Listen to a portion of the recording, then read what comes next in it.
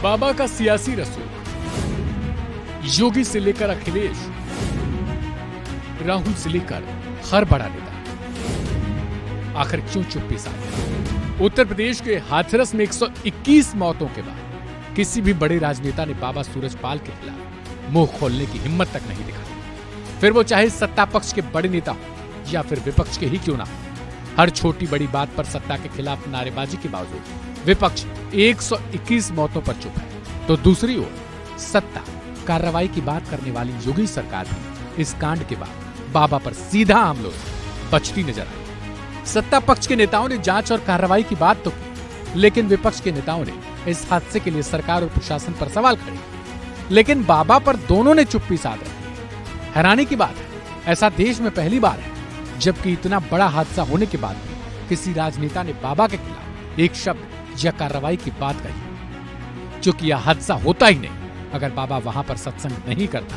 और न लोग वहां पर लाखों की संख्या में जाते।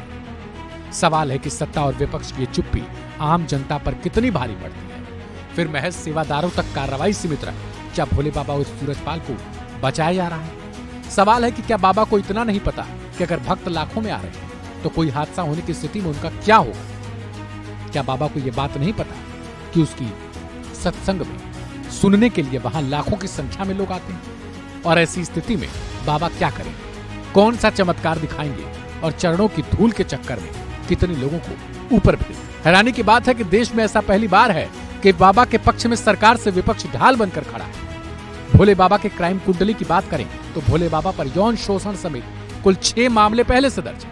ऐसे में पुलिस को एक्शन लेने के लिए बाबा के खिलाफ इतना काफी है, लेकिन अब 121 मौतों के बाद भी उत्तर प्रदेश सरकार और विपक्ष के लिए बाबा निर्दोष है। ये सारी खबरें आपको मीडिया चैनलों के सुर्खियों में जरूर मिलेगी और ऐसा मीडिया रिपोर्ट्स में दावा किया जा रहा है। अब बाबाओं पर कार्रवाई की बात करें तो गुरमीत राम रहीम, बाबा रामपाल, आशाराम और उनके बेटे नारायण साईं को भी जेल जाना पड़ा। लेकिन जो सबसे बड़ी बात है कि इन बाबाओं पर कार्रवाई बीजेपी शासन काल में ही हुई। लेकिन सवाल भी ये उठ रहा है कि बाबा सूरजपाल, जिसको भोले बाबा के नाम से भी लोग जानते हैं, वो कैसे पक्ष विपक्ष दोनों पर भारी पड़ रहा है। लोकसभा में विपक्ष के नेता राहुल गांधी तक के बाबा पर बोलने से खुद का बचाव कर लिया। सरकार और उसकी पुलिस की एफआईआर में भी बाबा का नाम है। इसके पीछे का तर्क है कि बाबा इसमें दोषी नहीं बल्कि कार्यक्रम कराने वालों का दोष है। अगर यही तरीका सही समझे तो किसी सिनेमा हॉल में आग लगने पर सिनेमा हॉल का संचालक दोषी कैसे होगा?